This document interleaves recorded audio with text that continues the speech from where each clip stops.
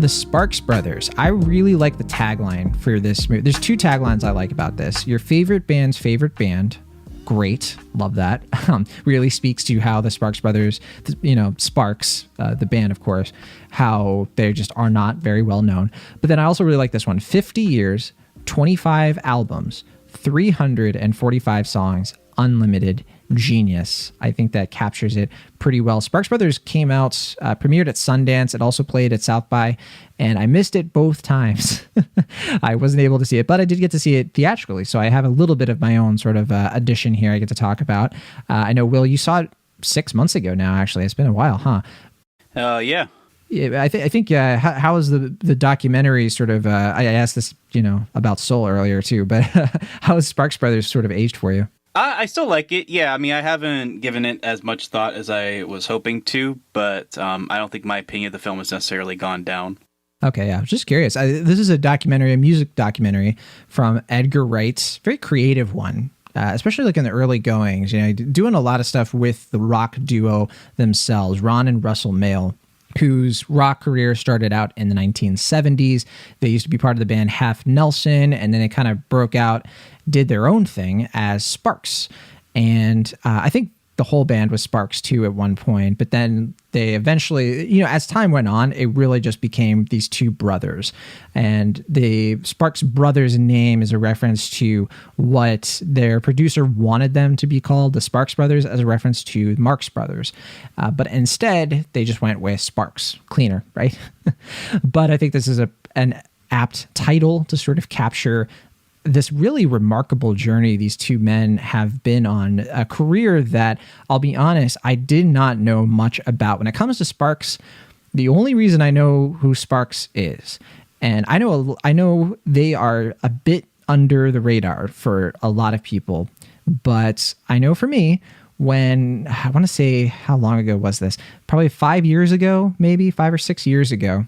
I had this really eclectic neighbor who had turned his garage into a record kind of collection studio thing. So we would hang out on the weekends, and this is in the Bay Area, of course. But I go to his garage, and he would sell me records and stuff. He had a huge collection, and he would not shut up about Sparks. I had never really heard of Sparks before. I had heard songs were familiar-ish, but I had no idea, who these guys were at that point. And he gave me the album, I think it was the Outer Space one. I forget the name of it, and I still have it somewhere. But that's sort of my impression of Sparks, is their like 80s era. I didn't even know that they had music in the 70s. I also didn't know that they kept making music in the 90s and the 2000s. So I was really enthralled by this documentary, which really gets into the detail of their career, where they come from, sort of unraveling the mystique around their personas. I think where this movie doesn't totally grab me is the length. It's a bit too long. And I think that it has stretches where it really just feels like we're going through the album synopsis that you'd see on Spotify or Apple Music, but just through a bunch of like random people kind of talking about this is what it was like. And it's a little bit, formulaic there. It just sort of feels like a typical documentary. But what I like about this is that there are times where Wright really adds a lot of flair to the documentary. There's actual like illustrated cartoons and fun recountings, and the stories themselves are really great. And I think it's a very useful documentary in elevating the profile of these two men who probably deserve way more credit. Definitely deserve way more credit than they get. And it's a very, very helpful documentary in sort of establishing their influence on other people. I open this with, of course, like your favorite band's favorite band. And there's a lot of how Sparks really, and not invented, but certainly popularized in a minor way, the use of dance pop in the 80s, and really like set that so that people heard that. And then of course would make the hits that people know. And so, but I really respect these guys. I really respect their creative talents, and just like how they just so focused on the music, no distractions, it seems. We don't get into a lot of their personal lives, like there's only like a little bit of like what, Russell was up to with like one romantic entanglement. But really these guys, they just have been creating, and they're the kind of people who they don't make anything. They don't make things to be commercial. If things are commercial incidentally, that's great with them. It makes them money so that they can just keep making the music they want to make. And I respect the heck out of that. I absolutely love that these guys have found their success, even if though it's not the flashy big success that would tank a lot of other bands as we often see. I really am happy they exist.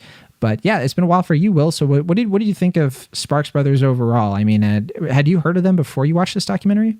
A little bit, yeah. I heard some of their songs. The album you were talking about is In Outer Space, I believe. Yeah, I mean, I wasn't familiar enough to ever say I was a fan, or that I knew enough to like even warrant the title of fan, I guess. But I had known like some, at least a few of their songs going into this. And I think I've heard some people ask, like, is that bad? Like, is it like, I feel like some people are afraid to see this movie if they aren't Sparks fans. And I think the movie makes it very apparent that like, if you're not familiar with Sparks, this movie is for you.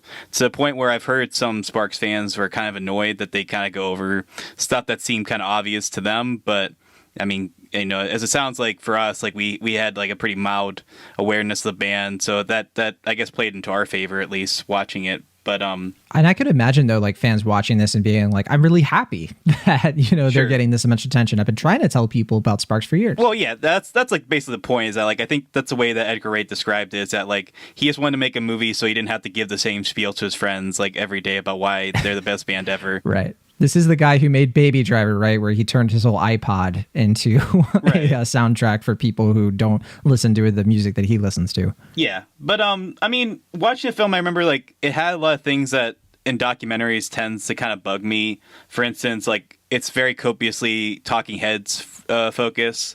It's a lot of, like, celebrities as opposed to, like, collaborators. Like, there are a lot of collaborators here, but it does often favor having a lot of celebrities as well, which I think is one of the reasons why it's so long, is that we have so many people. But at the same time, I do really appreciate that, like for instance, when Mike Myers shows up, it doesn't say, like, Mike Myers, actor, writer, comedian. It says Mike Myers, Canadian, and stuff like that, which I think is a lot of, like stuff like that.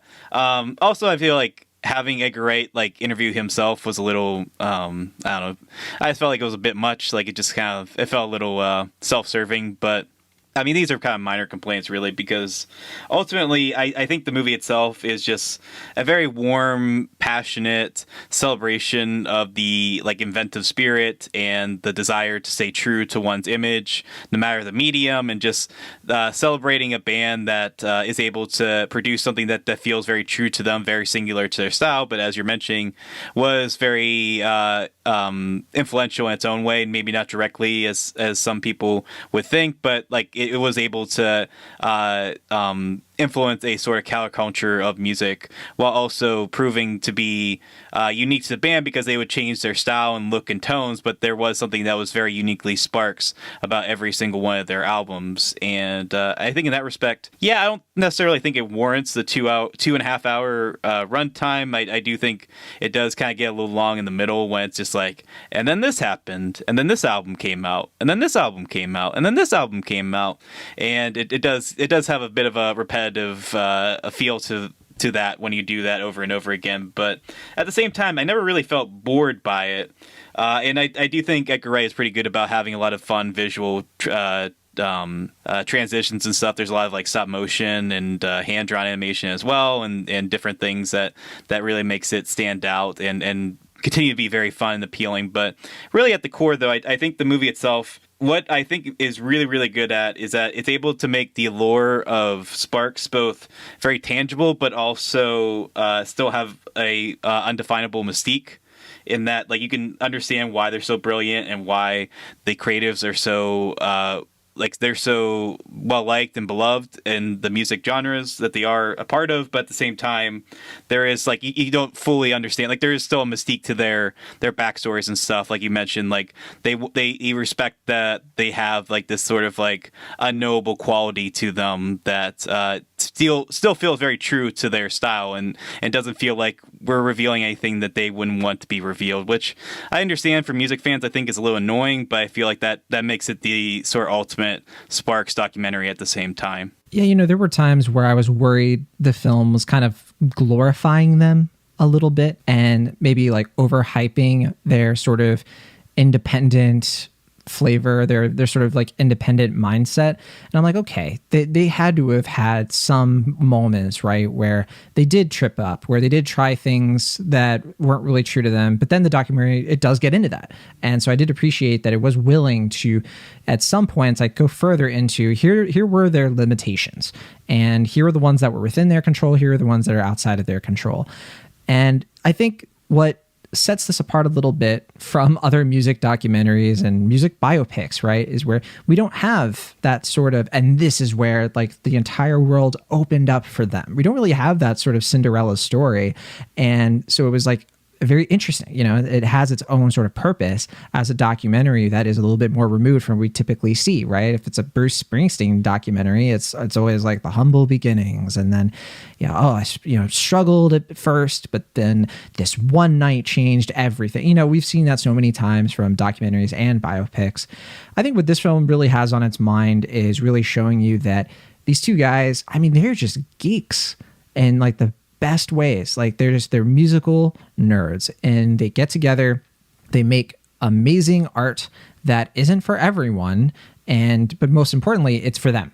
And they're making it, and they want people to enjoy it. Like they don't make any bones about it. I mean, they make things that clearly they're fine with it never being heard by anyone, but they want to continue doing this, and so they understand that you have to keep making music, you have to keep creating, and just that discipline and that sort of no nonsense, I'm doing my passion and I'm not getting distracted. They remark on it throughout the film. I think one of the producers is like, I'd never, I would have given up. I can't believe that they're still around, but they just sort of have a persistence to them that is really admirable and really enviable. And the documentary does a really good job of bringing that about. It's a bit of a puff piece, right? It's not exactly an investigative documentary. Yeah, it's a very softball documentary. It's they're not asking hard questions or really diving deep into like their personal struggles at these individual points in their lives. But yeah, I mean, I get that. Right, that's fine. And maybe it holds the documentary back a little bit, but at the same time, I think if you tried to force that sort of thing, it would be just as regrettable, So I don't want to, I want to cut the film a little bit of slack, right?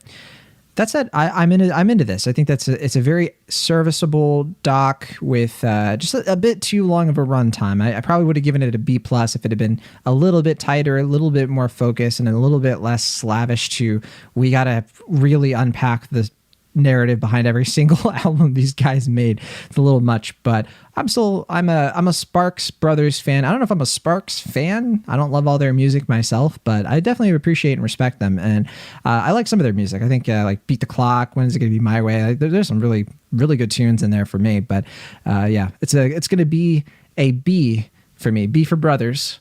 What about you? Sure. Yeah, I'm a B as well.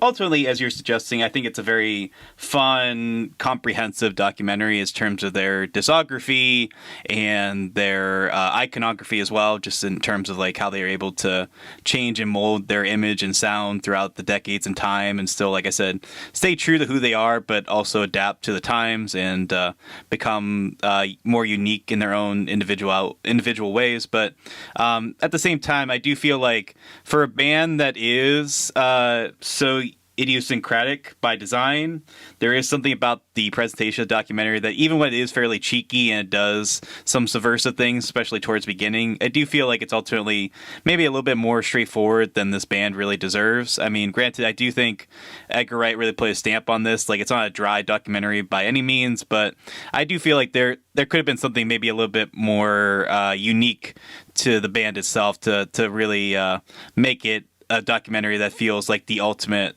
Sparks documentary, but I think it's pretty close. I mean, certainly, I think it's a very fun time. Like, even if you aren't super into the band, I think you can watch this and enjoy it, and at least come away understanding the appeal and why they are so beloved by certain subsections of music fans. So, yeah, I think it's a fun time. Like I said, I only saw it at home. I don't know what the theatrical experience is like, but I feel like it would be very fun to see this in theaters. Certainly more so than maybe some other music documentaries. So, yeah, it's a good time. All right. And critics are liking this. It has a 96% on Rotten Tomatoes based on 95 reviews, a high average rating of 8 out of 10. And I like the consensus here. It says their albums may be cult favorites, but the Edgar Wright directed documentary offers an introduction to the Sparks Brothers that has something for everyone. I think that's pretty appropriate. Yeah, I mean, if you have a movie with both Mike Myers and Beck, I feel like I'm at least going to give it a B-. So that's just me. And Franz Ferdinand. Sure, there you go. Even Weird Al. I thought that, Weird Al had made some good points in this movie about how like the denigration of like comedy bands and how like the Sparks were, they were smart. They were satirical, but they were sort of like satirical without being over the top about it in a way that maybe Weird Al sort of is. But I think Weird Al's a pretty smart guy, and he's another musician I think that has kind of molded his style and stayed true to his image and music throughout the years. So I think they're pretty comparable, but I can understand what you mean. Yeah, it's a different approach when both are valid. I'll say that. But that is the Sparks Brothers. It is 140 minutes long. It's currently playing in theaters. I don't know when it's going to be available worldwide, but it's coming to us from Focus Features.